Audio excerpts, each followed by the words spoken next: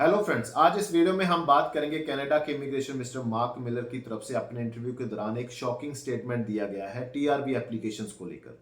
TRV applications होती हैं वो एप्लीकेशंस जहां पर टेम्पररी रेजिडेंस वीजा पे लोग अप्लाई करते हैं। फॉर एग्जांपल, आप स्टडी वीजा के लिए अप्लाई कर रहे हो, वर्क वीजा के लिए अप्लाई कर रहे हो, visitor visa, tourist visa, super visa, spouse open work permit, ये सभी वीजा कैटेगरीज टीआरवी में आती है। जो स्टेटमेंट है वो इन्हीं के लिए है।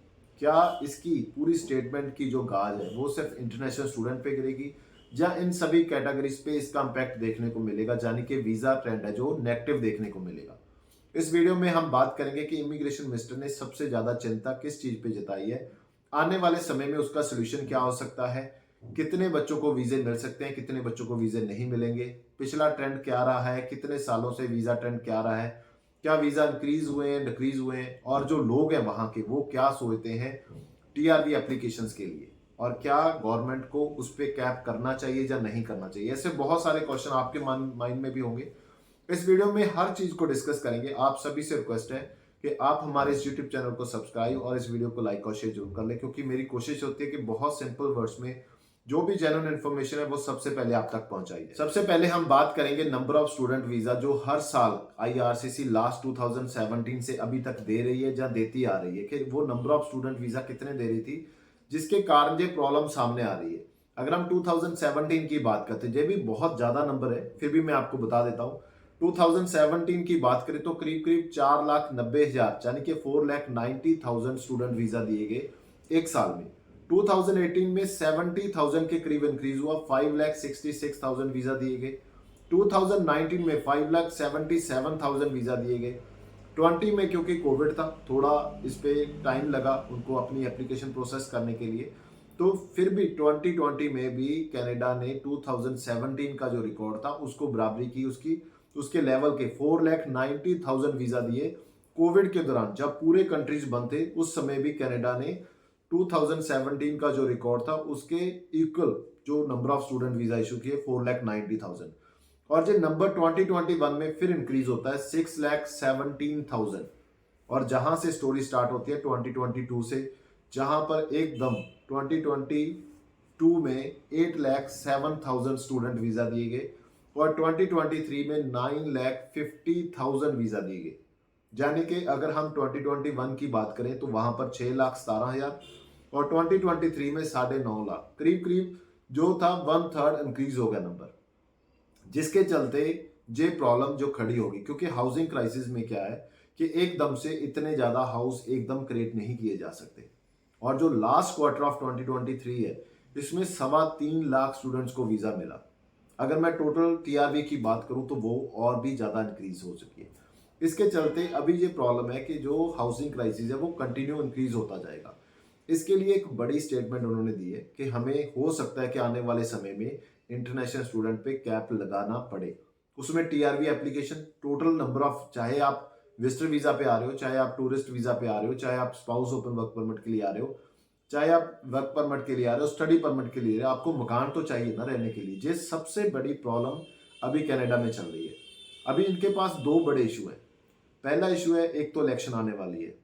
इलेक्शन आने वाली है तो इनको जो लोकल लोग हैं वहां के, चाहे वो अभी इंटरनेशनल स्टूडेंट के तौर पे बच्चे रह रहे हैं जिनको काम नहीं मिल रहा, चाहे वो लोग हैं जहां जो वहां पर पीआर है या सिटीजन है, उनके लिए ये बड़ी प्रॉब्लम है कि अगर इतने बड़े नंबर्स में लोग आएंगे कनाडा में, क्योंकि अभी इनका जो टारगेट है टोटल पॉपुलेशन का वो 10 करोड़ है और अभी इनकी पॉपुलेशन है सिर्फ 4 करोड़।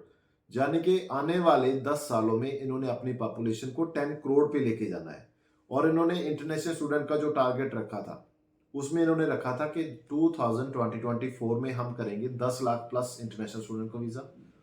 2025 में हम देंगे 11 लाख से ज्यादा स्टूडेंट वीजा। 2026 में हम देंगे 12.5 लाख के करीब वीजा। और 2027 में हम देंगे 14 लाख वीजा इंटरनेशनल स्टूडेंट को। तो ये नंबर बहुत बड़ा है। और इसके साथ ही दूसरा जो इनका टारगेट है, जो हमारा पीआर है, हम हर साल करीब करीब 5 लाख लोगों को, 5.25 लाख लोगों को परमानेंट रेजिडेंसी यानी कि पीआर देंगे। तो इन दोनों के बीच में जो डिफरेंस आ रहा है, जो नंबर ऑफ इंटरनेशनल स्टूडेंट के तौर पे, नंबर ऑफ फॉरेनर वर्कर के तौर पे, visitor visa, tourist visa, spouse visa, dependent visa, बहुत सारी वीजा कैटेगरी के तौर पे टीआरवी में लोग आ रहे हैं, यानी कि टेम्पररी रेजिडेंस वीजा पे लोग आ रहे हैं। उनका कोई फिक्स टारगेट नहीं है कि वो लोग कितने आएंगे। अगर उनका कोई फिक्स टारगेट नहीं है तो उस टारगेट के बिना कैसे पॉसिबल है कि उनके रहने का, खाने पीने का, उनके हेल्थ केयर का जो जो अरेंजमेंट है वो हो सके। अभी इसी चीज पे बात चल रही है कि आने वाले समय में हमें कैप लगाना पड़ेगा, हमें एक जो अमाउंट है कि हमने कितना इंटरनेशनल स्टूडेंट वीजा देना है, कितना फॉरेनर वर्कर्स को वर्क परमिट देना है, कितने लोगों को विजिटर वीजा देना है, टूरिस्ट वीजा देना है, कितने डिपेंडेंट आएंगे, हर चीज पे कैप लगाना पड़ेगा ताकि हम उसके अकॉर्डिंग प्लान कर सकें। हमारे पास कितने रिसोर्सेस हैं, कितने लोग आकर जहां पर रह सकते हैं, कितने लोग आकर जहां पर हेल्थ का जो अगर किसी को प्रॉब्लम आता है तो हेल्थ सिस्टम हमारा डिस्टर्ब ना हो, वो हर चीज पे उन्होंने बात की है। जिन नंबर बहुत चौंका सकते हैं आपको।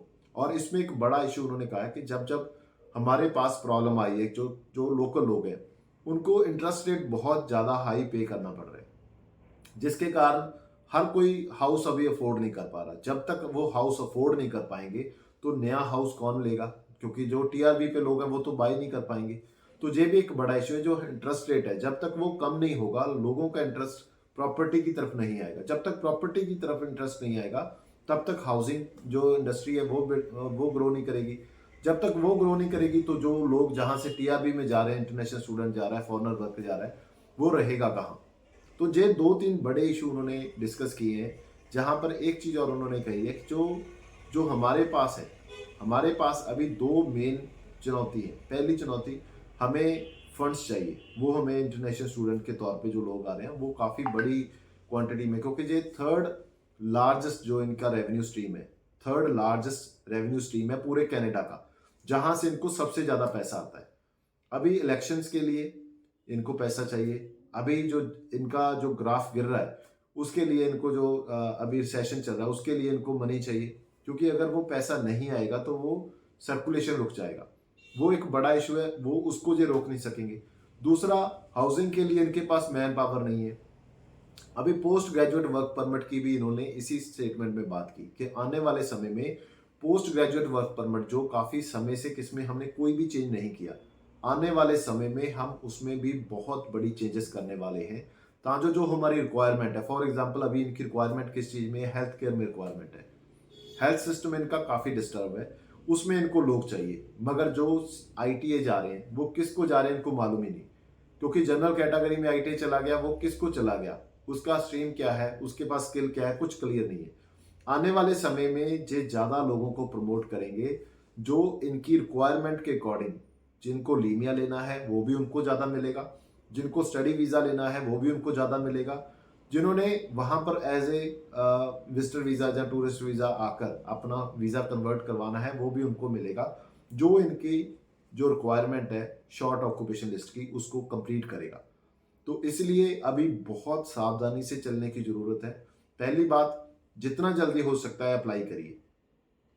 जब तक ये सारी चीज़ें इम्प्लीमेंट हो तब तक आपके पास वीज़ा आ जाना चाहिए। पहली चीज़, इसका इससे बढ़िया कोई और सोल्यूशन नहीं है। कोई भी कुछ भी मर्जी बोले, अगर आपके पास सारे डॉक्यूमेंट्स रेडी हैं तो आपको जल्दी से जल्दी अप्लाई करना चाहिए। अगर आप स्टूडेंट के तौर पे बात कर रहे हैं तो आपको अभी से अप्लाई करना चाहिए, चाहे आप मई इनटेक ले लीजिए, चाहे आपको सितंबर इनटेक मिलता है। अपनी एप्लीकेशन सबमिट कर दीजिए। सबमिट करने के बाद 99% चांस है कि जो बेनिफिट आज से पहले स्टूडेंट्स को मिल रहे हैं वो आपको मिलेंगे। ठीक है, पहली चीज। दूसरा, अगर बाई चांस आपका अभी रिजल्ट नहीं आया, 12th में है, अभी आपने अपीयर होना है एग्जाम में, तो भी आप अपना जो प्रोसेस है उसको स्टार्ट कर सकते हैं। कंडीशनल ऑफर लेटर लेने के लिए आपके पास दोनों में से एक चीज होनी चाहिए, या तो एकेडमिक स्कोर होना चाहिए, यानी कि आपके पास आपका रिजल्ट होना चाहिए, चाहे वो 12th का है, चाहे वो बैचलर का है, चाहे वो मास्टर का है। दूसरा, आपके पास आयल्स या पीटी या टॉयफल, तीनों में से कोई भी एक होना चाहिए। तो दोनों में से अगर आपके पास एक भी है तो भी आप कंडीशनल ऑफर लेटर अप्लाई कर सकते हैं। कंडीशनल ऑफर लेटर के लिए आपका अगर रिजल्ट नहीं आया तो आपके स्कूल कॉलेज से एक लेटर हेड पे हमें जो कंटेंट हमारी टीम आपको प्रोवाइड कर देगी वो लेटर हेड पे हमें चाहिए। उसके साथ आप कंडीशनल ऑफर लेटर अप्लाई कर सकते हैं। अगर आपने आज पीटी नहीं दिया, आपके पास रिजल्ट रेडी है, तो भी आप कंडीशनल ऑफर लेटर अप्लाई कर सकते हैं। जैसे ही आपका रिजल्ट आपके पास आएगा तो आप उसको सबमिट कर कर उसको अनकंडीशनल ऑफर लेटर में कन्वर्ट कर सकते हैं। पहली चीज, जिन बच्चों के पास सब कुछ रेडी है उनको किसी चीज की प्रॉब्लम नहीं है। दूसरा, अभी बात है कि कनाडा में जो GIC डबल हुआ है, उसका सोल्यूशन मैंने ऑलरेडी आपको बता दिया था कि अगर आपने 20,000 जहां से पे किया वहां पर जाकर आपको 8,635 कैनेडियन डॉलर वापस मिल जाएगा, जिसको आप अपने पेरेंट्स को वापस भेज सकते हो। अगर और भी आप कम चाहते हैं कि जहां से पे करना कम है, तो क्यूबिक एक ऐसा एरिया है जहां पर 15,000 यानी कि आप डायरेक्ट 5,000 कम पे करेंगे, यानी कि 3-3.5 लाख आप कम पे करेंगे GIC के तौर पे, 15,000 GIC पे कर आप क्यूबिक का कोई कॉलेज ले सकते हैं जहां पर आपको पोस्ट ग्रेजुएट वर्क परमिट मिले। मगर क्यूबिक में बहुत ज़्यादा ऑप्शन नहीं है, अगर बहुत ज़्यादा बच्चे अप्लाई करेंगे तो वो सीट्स फिल हो जाएंगी। और क्यूबिक का जो प्रोसेस है उसमें एक स्टेप और होता है CAQ का, जिसमें 1 से 1.5 मंथ का समय लग रहा है, क्योंकि काफ़ी बच्चे हैं जो भी क्यूबिक में भी अप्लाई करेंगे, क्योंकि वहां पर बच्चों को 5,000 जो डॉलर है वो कम पे करने पड़ेंगे GIC में। एक्चुअल ये सारा पैसा आपको ही मिलेगा, आपका ही पैसा है, सेविंग इसमें कुछ नहीं है। जो बच्चा सिर्फ सेविंग के लिए देख रहा है कि मैं 5,000 बचा लूंगा, उसके लिए कोई बेनिफिट नहीं है। उससे बेटर है कि आप किसी अच्छे एरिया में जाइए। अगर आपके पास पैसे का अरेंजमेंट नहीं हो रहा तो हम क्यूबिक को एक ऑप्शन के तौर पे मान के चल सकते हैं। बाकी जो जो स्पाउस ओपन वर्क परमिट वाले लोग हैं वो सभी जल्दी अप्लाई करिए, क्योंकि आपके स्पाउस का अगर वीजा अप्लाई हो चुका है, अप्लाई करना है स्टडी वीजा, तो आप साथ में अप्लाई करिए। अगर आपके स्पाउस को वीजा आ चुका है तो आप अप्लाई कर दीजिए। अगर आपके स्पाउस ट्रैवल कर चुके हैं अभी रिसेंट जैन में, तो भी आप अभी अप्लाई कर सकते हैं। जस्ट 25,000 में हमारी कंपनी आपका पूरा प्रोसेस कंप्लीट करके देगी। जो विजिटर वीजा पे अपने पेरेंट्स को बुलाना चाहते हैं बच्चे, जो 1 साल 6 मंथ हो चुके हैं, वो सभी बच्चे अपने पेरेंट्स को विजिटर वीजा पे बुला सकते हैं, क्योंकि ये बिल्कुल सही समय है। आने वाले समय में क्या चीज चेंज होगा वो किसी को समझ नहीं आएगा, और चेंजेस होंगी जरूर। इस चीज को आप नोट कर लेना, 2024 में वो सारी चीजें होंगी जो आपने कभी सोची नहीं होंगी। कनाडा वीजा इतना आसान नहीं रहेगा। आने वाले समय में कनाडा में इलेक्शन है, लोगों की आवाज गवर्नमेंट को सुननी ही पड़ेगी, चाहे उनके पास कोई भी क्राइसिस है, हाउसिंग क्राइसिस है, हेल्थ केयर का प्रॉब्लम है, इंटरेस्ट रेट का प्रॉब्लम है, किसी चीज का प्रॉब्लम है, मगर उनको लोगों को सुनना पड़ेगा अगर ट्रूडो गवर्नमेंट अपने आप को रिपीट करना चाहती है। अदरवाइज कंजर्वेटिव आएंगे और फिर सारा सिस्टम आपको पता है कि क्या होने वाला है। वहां पर जब दूसरी गवर्नमेंट आ जाएगी तो ऐसा तो नहीं कि बिल्कुल बंद हो जाएगा, क्योंकि उस गवर्नमेंट को भी स्ट्रीम तो रेवेन्यू स्ट्रीम तो जिंदा रखनी पड़ेगी। उसका सोल्यूशन तो उनके पास भी नहीं है, क्योंकि एक रात में ऐसा नहीं कि उनके पास कोई और स्ट्रीम खड़ी होगी जहां से वो रेवेन्यू जनरेट करेंगे। मगर जो ट्रूडो की गवर्नमेंट में मजे हैं, जो इन्होंने वीजा दिए हैं, उतने वीजा आप नहीं ले सकते, क्योंकि वो डायरेक्टली अगर वो वीजा देंगे भी उसमें ये भी पॉसिबिलिटी है कि इंडियंस के लिए उतने नंबर ऑफ वीजा ना मिले। तो ये बेस्ट टाइम है अगर आप अप्लाई करना चाहते हैं, इससे अच्छा टाइम कभी नहीं आएगा। थैंक यू सो मच इस वीडियो को लास्ट तक देखने के लिए। अगर इसके रिलेटेड जहाँ आप अप्लाई करना चाहते हैं, स्टूडेंट वीज़ा आपका रिफ्यूज़ल है किसी भी तरह का, आप कभी भी अप्लाई कर सकते हैं, कोई भी प्रोसेसिंग फीस हम नहीं लेते। थैंक यू सो मच इस वीडियो को लास्ट तक देखने के लिए।